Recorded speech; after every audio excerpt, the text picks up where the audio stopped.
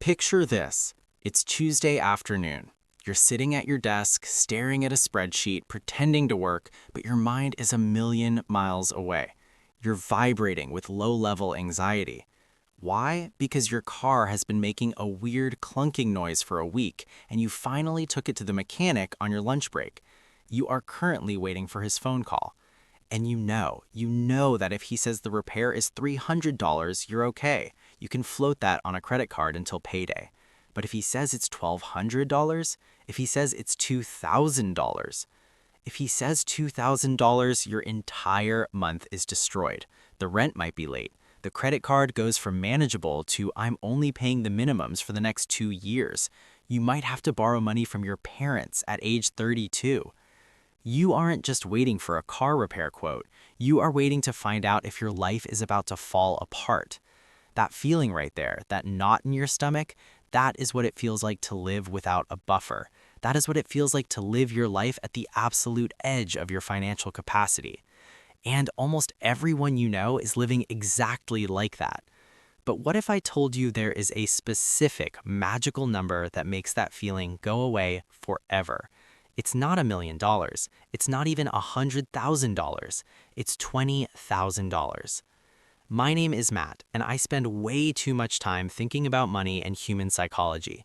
If you're someone who is currently living paycheck to paycheck and feels like you're just one unexpected expense away from a total disaster, make sure to hit the subscribe button and give this video a thumbs up if this helps you out. Today, we are going to talk about a concept that changed my life, and it's going to change yours. We are going to talk about why the first $20,000 you save isn't just money. It's a completely different state of mind. I'm going to show you the brutal mathematics of why being broke is so expensive, the psychology of why hitting that 20K mark suddenly makes earning the next 100K so much easier, and exactly how you can get there, even if your bank account is currently sitting at zero. Here's the thing. When we talk about personal finance, the internet is obsessed with the 2 comma club.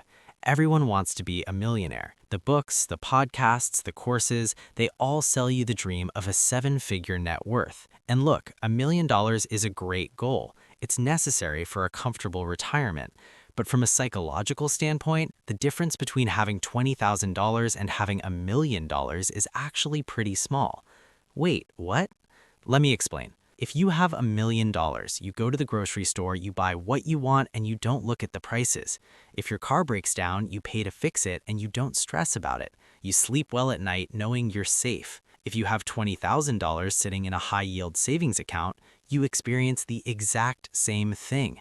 You go to the grocery store, and while you might look at prices to be smart, you aren't putting the cheese back because you only have $42 in your checking account.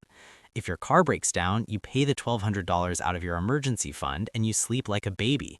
This psychological relief, the removal of this survival mode panic, happens at $20,000, not $1 million. $20,000 is the threshold where money stops being a source of terror and starts becoming a tool. Here's what most people don't realize. Being broke is incredibly expensive. When you have zero margin in your life, you are constantly paying what I call the poverty tax. You don't have choices, so the system extracts money from you. Let's look at some real math. Let's say you need a car to get to work. You have $500 in your bank account. You can't buy a reliable used Honda for cash, so you go to a buy here, pay here dealership. Because your credit is probably stressed from living on the edge, they offer you a $15,000 car at an 18% interest rate. Over a 60-month loan, you don't pay $15,000 for that car. You pay almost $23,000. You just paid an $8,000 tax for not having savings. What if your checking account dips too low because an automatic bill hit before your paycheck cleared? Boom, $35 overdraft fee. The average American who overdrafts does it multiple times a year, costing them hundreds of dollars, just for the privilege of not having money. What if you want to buy toilet paper? The person with $20,000 buys a bulk pack of 30 rolls at Costco for $20. It costs them 66 cents a roll. The person with $5 in their account has to go to the corner bodega and buy a single roll for $1.50.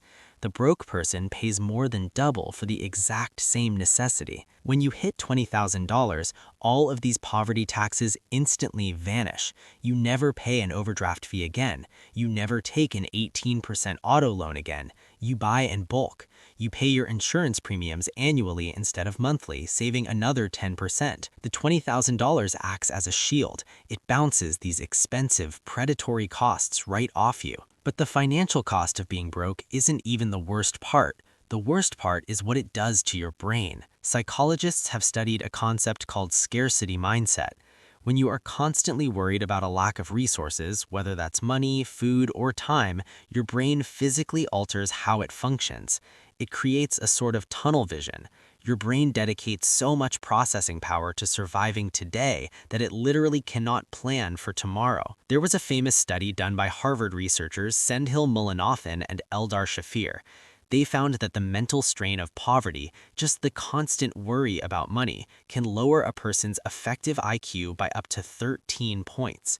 13 points. That is the equivalent effect of losing an entire night's sleep. When you are living paycheck to paycheck, you are walking around financially sleep deprived. You make bad decisions. You snap at your spouse. You eat junk food because you don't have the mental energy to cook. You stay in a toxic job because the idea of missing one paycheck while you transition to a new career is terrifying. This is where it gets really interesting.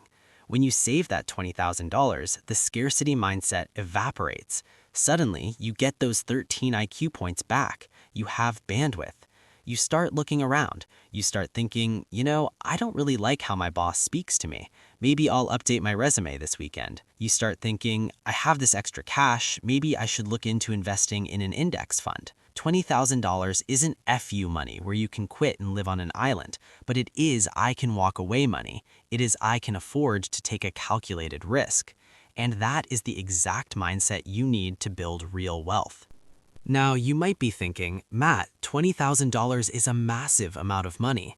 I can barely save $100 a month. How am I supposed to get there? I hear you, and I'm not going to sugarcoat it. Getting from $0 to $20,000 is the hardest financial task you will ever do in your life. It is a slog. It requires intense discipline. It requires saying no to your friends, no to vacations, no to the new phone. But here is the secret that wealthy people know. The first $20,000 is the hardest, but the next $20,000 is significantly easier. It's a concept called the velocity of wealth. When you are starting from zero, 100% of your savings has to come from your own sweat and blood. You work an hour, you save $20. It's linear. But once you have a pile of money, two magical things happen. First, as we discussed, you stop paying the poverty tax. Your expenses naturally drop because you can make optimal financial choices. That creates a larger gap between your income and your spending, allowing you to save faster. Second, your money starts working for you. If you put that $20,000 into a high-yield savings account paying 4.5% interest, you're making $900 a year for doing absolutely nothing. If you put it into an S&P 500 index fund, historically returning around 10% on average, that money is generating $2,000 a year. It's like you hired a tiny invisible employee who works 24/7, doesn't need health insurance, and just prints money for you. When you are pushing a boulder from $0 to $20,000, you're pushing it up a steep hill. Once you hit the top of the hill, around $20,000, the ground levels out. As you move towards $100,000, the boulder actually starts rolling downhill. The math takes over. So why doesn't everyone have $20,000 saved? If the median household income in the US is around $75,000, why is the median savings account balance less than $6,000? It's because of a psychological glitch called the Diderot effect, or lifestyle inflation. You get a raise at work. You were making $60K, now you're making $70K.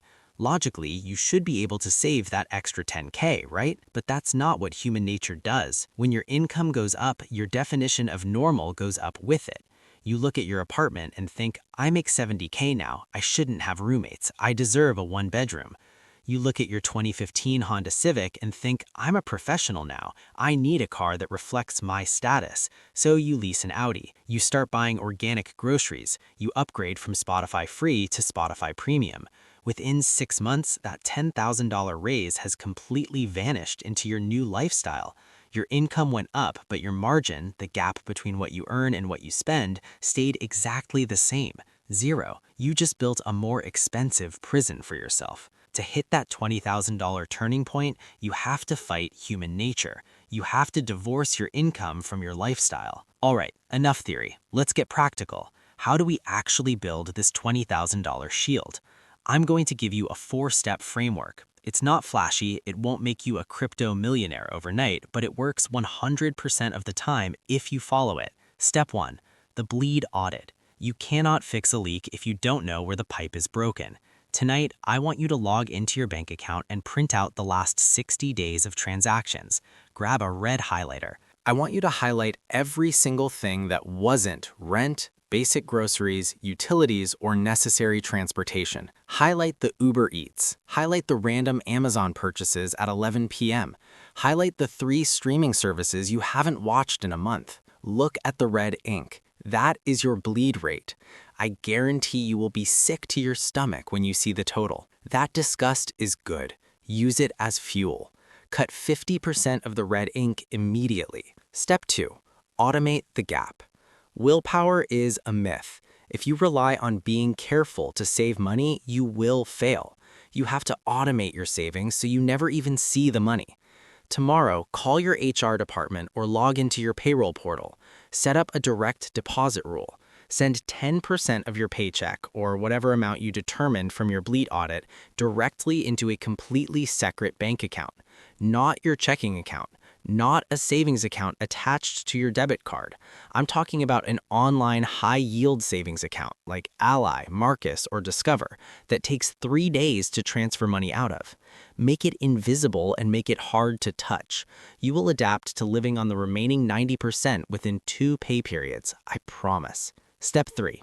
The found money rule. This is the fastest way to accelerate your progress. From this day forward, any money that is outside of your normal paycheck does not exist for spending.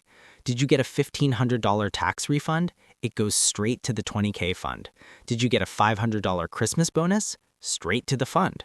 Did you sell your old guitar on Facebook Marketplace for $200? Fund. You cannot use found money to buy toys until you have your $20,000 shield built. No exceptions. Step 4. Gamify the process. We are visual creatures. The journey to 20K can feel like a long, boring slog in the dark. You need to make it visible. Create a chart on your fridge. Draw a thermometer with $20,000 at the top.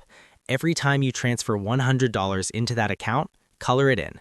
It sounds childish, but it triggers the reward centers in your brain.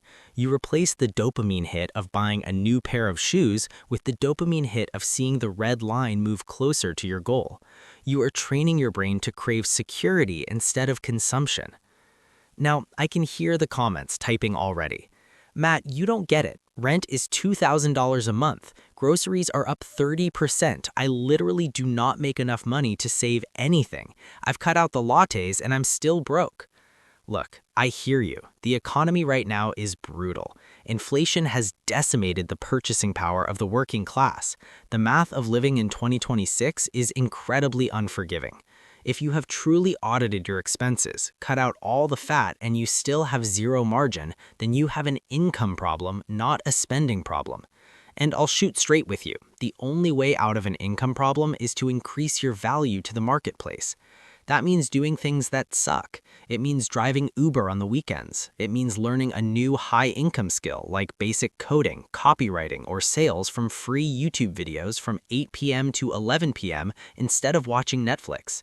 It means asking for a raise, and if they say no, aggressively applying to competitors. It is not fair. It is not easy, but nobody is coming to save you. You can either accept that you will live on the edge of disaster forever, or you can get mad, get aggressive, and clog your way to that $20,000. The system wants you to stay at zero. The system wants you reliant on credit cards, car loans, and next week's paycheck because a stressed, broke population is a highly profitable consumer base. When you save $20,000, you are committing an act of rebellion. You are stepping out of the matrix. You buy yourself the ultimate luxury, peace of mind. You buy the ability to look at an unexpected $1,000 bill and say, "That's annoying," instead of "My life is ruined." The road from $0 to $20,000 is a grind, but I promise you the view from the other side is worth every single sacrifice. If you are ready to start that grind today, I want you to type "I'm building the shield" in the comments below. Let's hold each other accountable. I'm Matt. Thanks for watching.